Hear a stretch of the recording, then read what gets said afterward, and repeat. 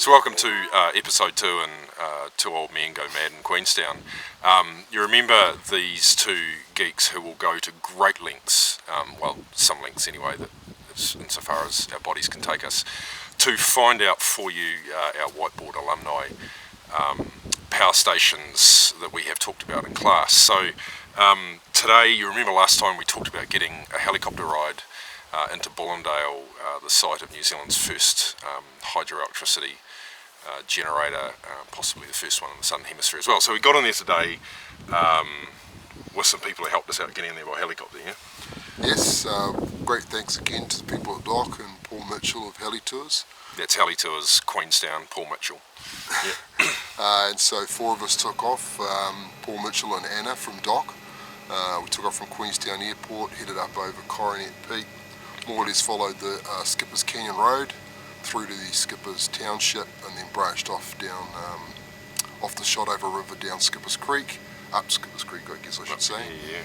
Veered off at the right hand branch and landed at the dynamo site, which is being partially restored so we could see both dynamos, the Pelton wheels, the intermediate shaft, and got a good feel for the operation, the face that it came down, some of the mountings for the original penstocks, and you could clearly see the tail race and evidence of the head race as well. There's still quite a bit there, really, isn't? I mean, it's not the old housing of the generator, but there's still, you know, enough there that you can figure out exactly how everything fitted together, right? The way they set up, it was partly refurbished in 1986 to mark the centenary of Bullendale, and you can certainly get a feel for what the plant looked at the dynamo hut. Yeah.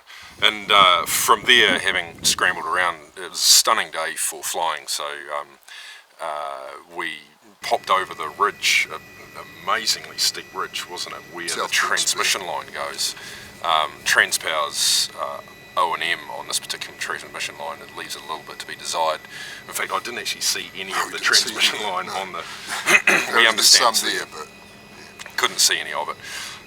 But went over that ridge and dropped down into where the quartz mine was. First landing at the site that's called the bakery, where there is still the remains of a bakery, which was part of the Bullendale Township, which was pretty incredible. And then we clambered into the forest and found, almost true to our Indiana Jones reputation, that we're fast growing here.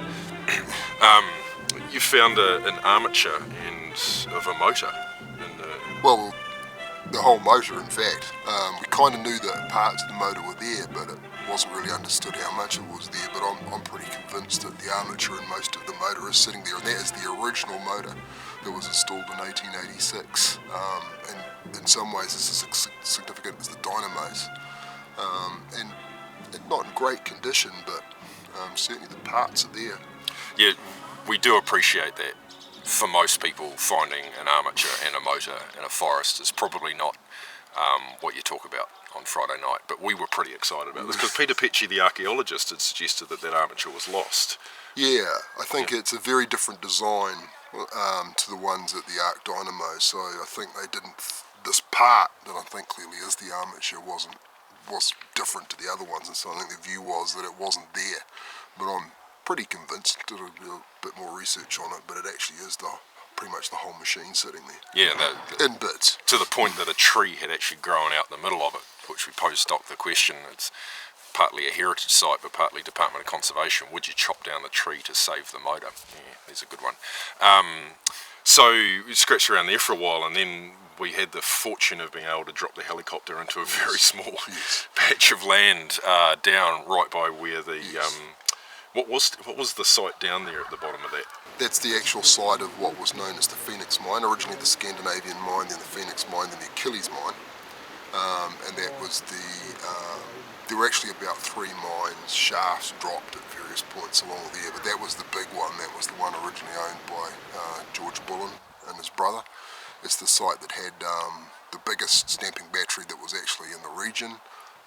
It was expanded with rock crushers and air compressors when they put the electric system in, and the electric system was the only power source at that time that was powerful enough to run the whole plant by itself.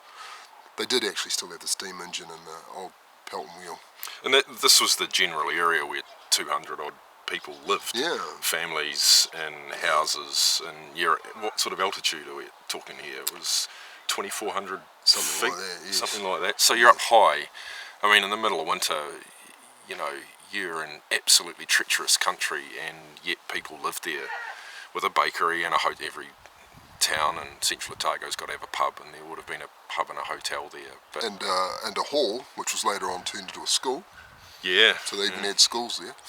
And as we mentioned up on the site, the school children at Bullendale probably studied under electric light before even the children at Reefton, which was the first down in the southern hemisphere to be reticulated. And way ahead of many suburbs in London, New York, Melbourne, Sydney. So yeah, it's pretty amazing. Pretty impressive site. And not to be forgotten, we saw the site of the annual Bullendale versus Skippers cricket match at Londonderry Terrace, which is a nice flat ground. The pitch was playing particularly hard and fast today.